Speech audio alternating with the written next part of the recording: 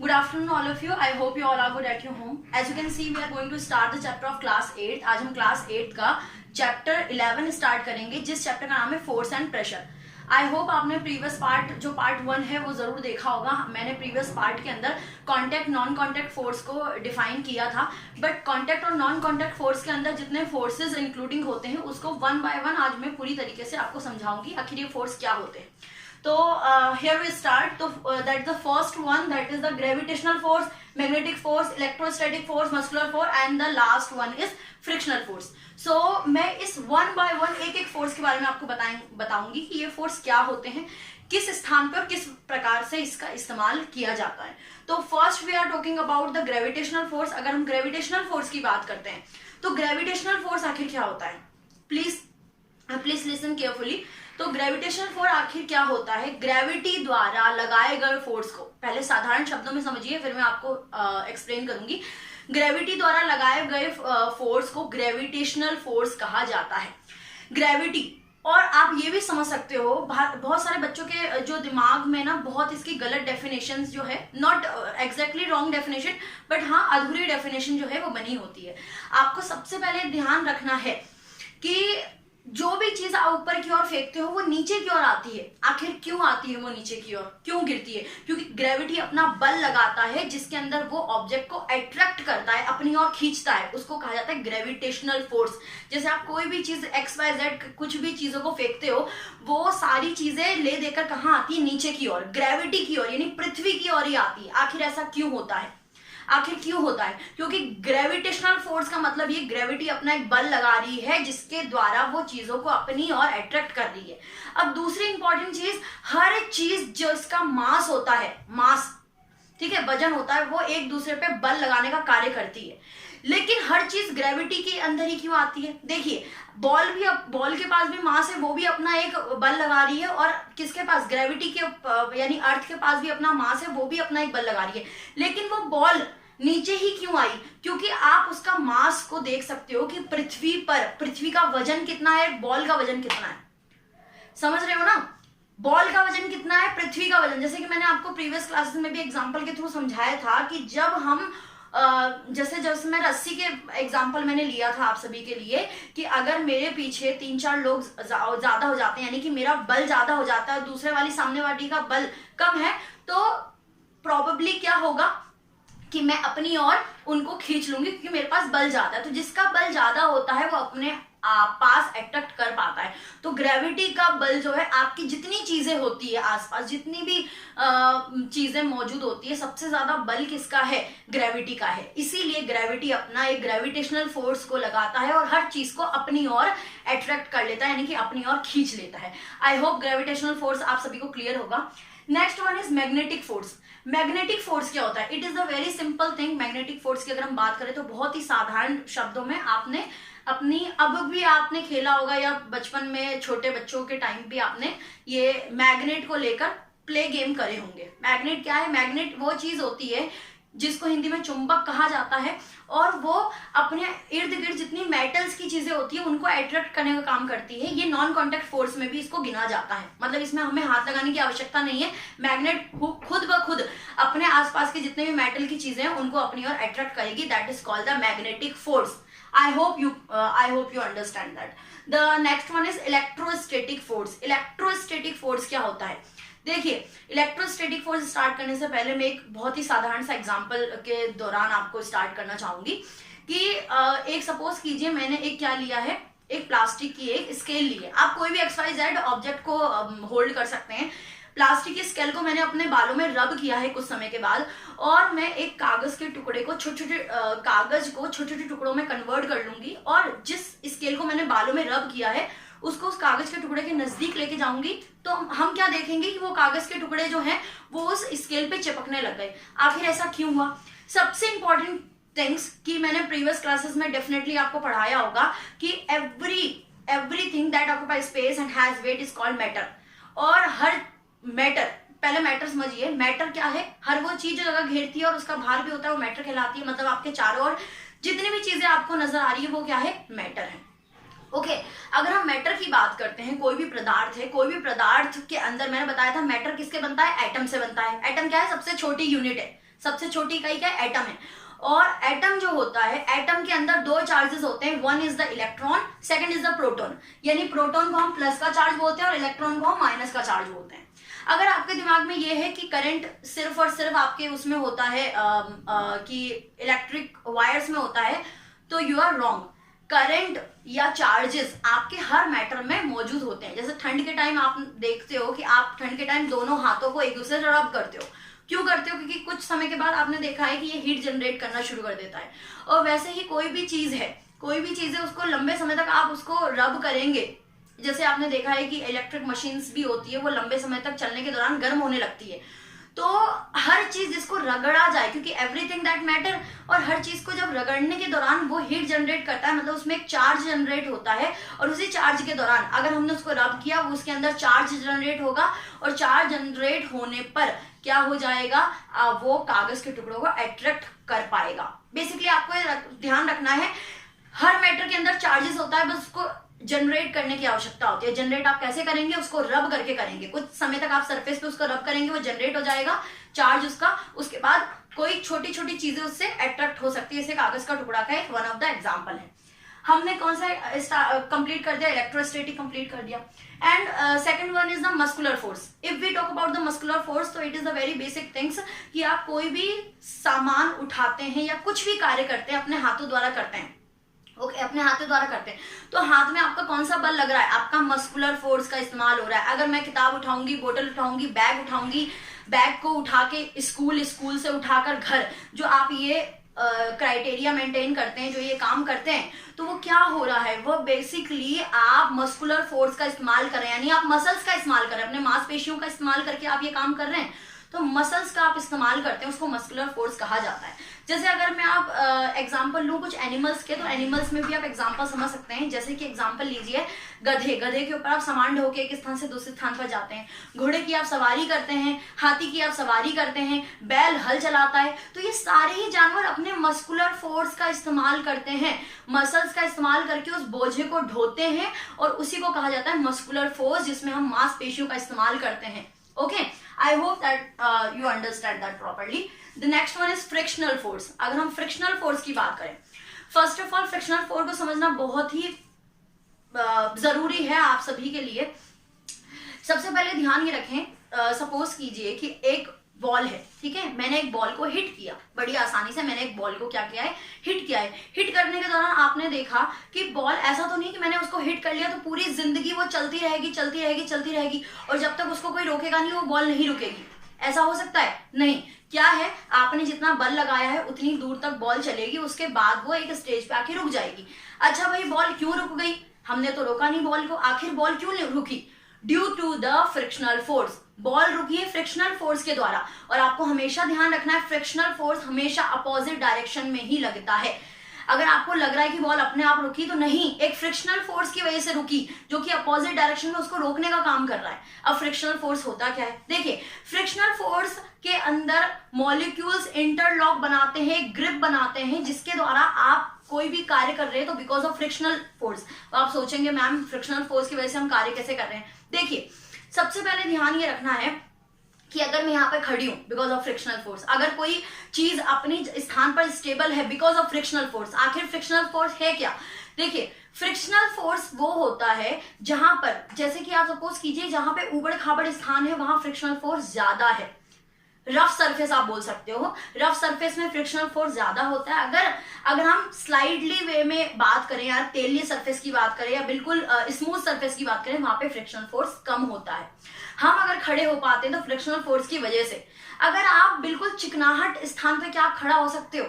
कि अगर यहाँ पे बिल्कुल चिकना होता, बिल्कुल चिकना, खड़े होने की मैं खड़ी ही नहीं हो पाती, तो क्या कुछ हो पाता? हम किसी स्थान पर कुछ भी चीज, एक ग्रिप बनी होती है, अंदर एक मॉलिक्यूल्स की ग्रिप बनी होती है जो आपको नजर नहीं आती। कोई भी चीज अगर मैं इस चौक से इस बोर्ड पे लिख पा रही हूँ because of frictional force, suppose कीजिए मैंने यहाँ पे तेल लगा दिया, यहाँ पे मैंने ऑयलिंग कर दिया, मोम का इस्तेमाल कर लिया और इसमें भी मैंने मोम लगा दिया, तो ये दोनों एक दूसरे पे नहीं चल पाएंगे। क्यों? क्योंकि उसके अंदर फ्रिक्शन है ही नहीं। कभी भी स्मूथ सरफेस में फ्रिक्शन नहीं होता या कम होता है, ये ध्यान रखना, और रफ सरफेस में फ्रिक्शन ज्यादा होता है। हम सारी चीजों को अगर अपोजिट में लें, अगर हम सोचें कि सारी चीजें स्मूथ बन जाए तो आपके लिए एक सड़क पे गाड़ी चलाना भी मुश्किल हो जाएगा। सपोज कीजिए कि जहां सड़क है वहां पे हमने टाइल्स बिछा दी और पहिए हमने बिल्कुल चिकने बना दिए, ठीक है, तो क्या होगा, गाड़ी का हर दूसरे दिन एक्सीडेंट हो जाएगा। क्यों हो जाएगा? क्योंकि सब जगह चिकना है। चिकना मतलब फ्रिक्शन नहीं, ये ध्यान रखना, चिकनाहट मतलब कि फ्रिक्शन नहीं, ठीक है, और रफ सरफेस मतलब कि फ्रिक्शन है। आप सब कुछ भी करते हैं तो फ्रिक्शन के वजह से, ठीक है, और चिकनाहट के वजह से क्या होगा, वो उल्टा हो जाएगा काम। तो आई होप ये फ्रिक्शनल फोर्स आपको समझ में आ गया होगा। नेक्स्ट हम प्रेशर के बारे में समझ। So now we start the next part, that is the pressure. तो हम प्रेशर के बारे में जानते हैं। आपको प्रेशर में ज्यादा कुछ नहीं समझना है, प्रेशर में सिर्फ इतना ध्यान रखना है, देखिए फोर्स के अंदर भी क्या हम डाल रहे हैं, बल डाल रहे हैं, यानी कि दबाव डाल रहे हैं। प्रेशर भी बेसिकली वही है, बट आपको ध्यान ही रखना है प्रेशर के अंदर हम एरिया को भी इंक्लूड करते हैं। पहले हम डेफिनेशन देख लेते हैं, फिर मैं आपको एक्सप्लेन कर दूंगी किस प्रकार से प्रेशर जो है फोर्स से थोड़ा सा अंतर होता है, थोड़ा सा अलग होता है। So here we start. Effect of force, force का प्रभाव पड़ना on the given area, force का प्रभाव पड़ना एक स्पेसिफिक एरिया पर, उसको प्रेशर कहा जाता है। It is the first definition. Second one is force is defined as the pressure is defined as the force acting the per unit area. Pressure उसे कहा जाता है जिसमें बल पर यूनिट एरिया पे लगाया गया हो। एक बहुत ही साधारण और बेसिक एग्जांपल आपको देती हूँ जिससे आपको समझना बहुत ही इजी हो जाएगा। सपोज कीजिए सबसे पहले कि आप घर से स्कूल तक बैग लेके जाते हैं।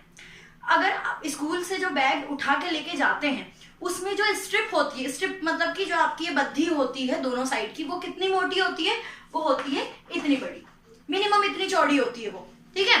बट अगर हम सपोज कीजिए कि वो जो आपकी स्ट्रिप है उसकी अगर जो आपकी चौड़ाई है वो हम कितनी कर दें, एक धागे नुमा कर दें, एक धागे जितनी कर दी, पतले कर दें, तो क्या आप उस बैग से घर से स्कूल, स्कूल से घर कर सकते हैं? बिल्कुल नहीं कर पाएंगे। क्यों नहीं कर पाएंगे भाई? क्योंकि वो टूट जाएगी। अच्छा क्यों टूट जाएगी, आखिर क्यों टूट जाएगी? क्योंकि वो उसका प्रेशर यानी भार को संभाल नहीं पाएगी, इसलिए वो टूट जाएगी। तो इसके लिए क्या उपाय करना चाहिए? इसके लिए हमें उसकी एरिया को बढ़ाना चाहिए। अगर एरिया बढ़ेगा तो वो स्कूल का बैग उस भार को, उस प्रेशर को झेल पाएगा, उसके बल को झेल पाएगा। अगर हमने एरिया को कम कर दिया तो उसके भार को यानी प्रेशर को वो नहीं झेल पाएगा। तो प्रेशर बेसिकली क्या होता है? Pressure is as unit, pressure is the defined as the force acting, वो बल जो लगता है पर यूनिट एरिया पे उसको प्रेशर कहा जाता है। आई होप ये बैग वाला एग्जांपल आपको क्लियर हो चुका होगा। अगर वो स्ट्रिप जो है वो पतली कर दी जाएगी तो बैग टूटेगा। क्यों? क्योंकि उसका एरिया कम है, और अगर हम उसका एरिया बढ़ा देंगे तो आप उस बैग के अंदर सामान रख के आराम से जाना आना कर पाओगे, क्योंकि हमने एरिया को बढ़ा दिया।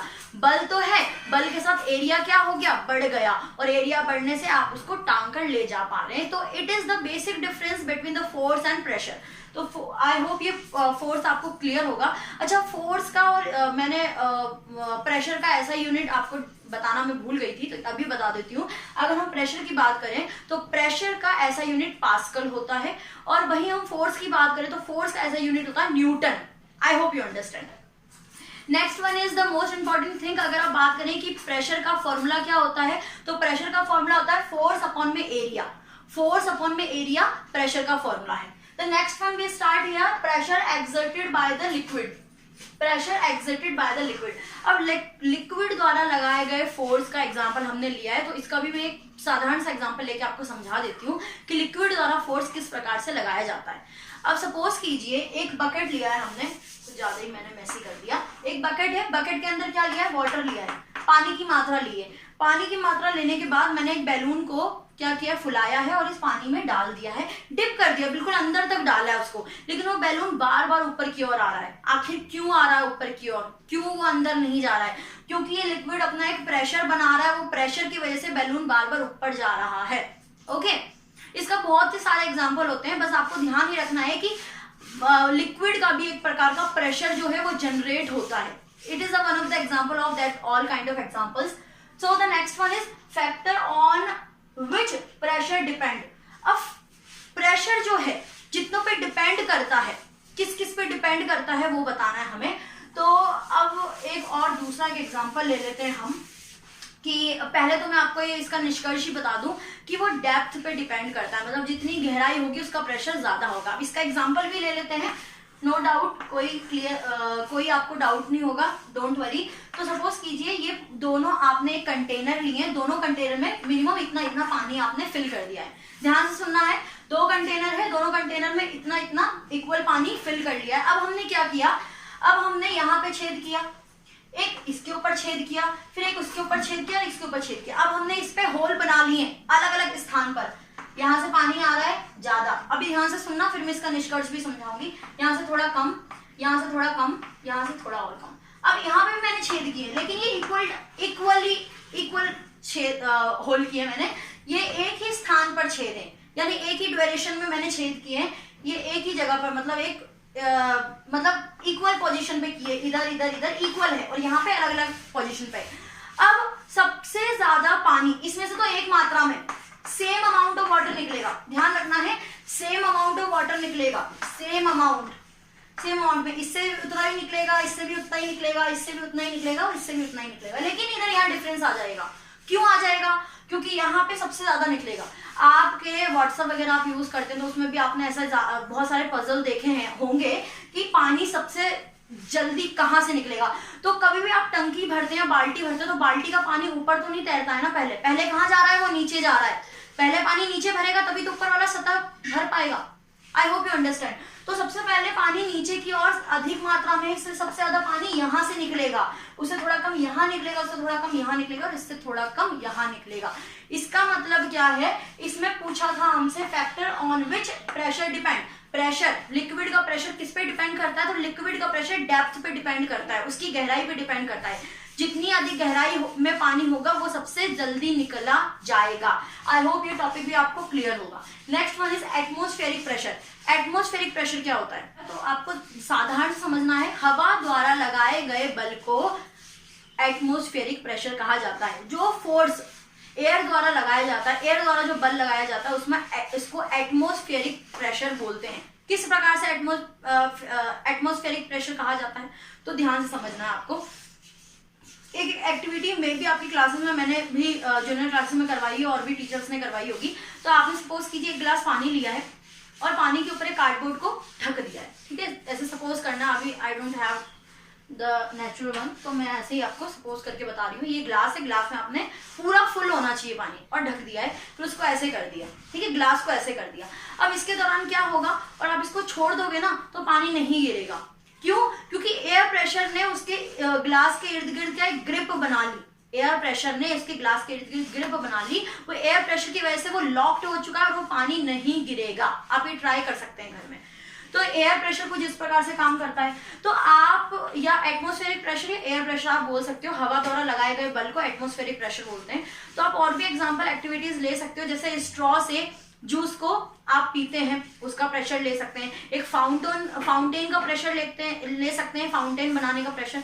तो एयर प्रेशर या atmospheric pressure different kind of होते हैं। बहुत विभिन्न प्रकार के एटमॉस्फेरिक प्रेशर जो है आपके सराउंडिंग होते हैं। जैसे नल जो आप चलाते हैं उसमें भी एटमॉस्फेरिक प्रेशर का इस्तेमाल किया जाता है। हवा की गति का ऊपर और नीचे का प्रभाव पड़ता है। तो इस प्रकार के huge amount of atmospheric pressure जो है उपलब्ध होते हैं डेली लाइफ में, डे बाय डे लाइफ में। तो इसके साथ आपका चैप्टर जो है वो कंप्लीट होता है। आई होप ये चैप्टर आपको पसंद आया होगा, समझ में आया होगा। अगर पसंद आया है, समझ में आया है, तो प्लीज लाइक, सब्सक्राइब और शेयर जरूर करें।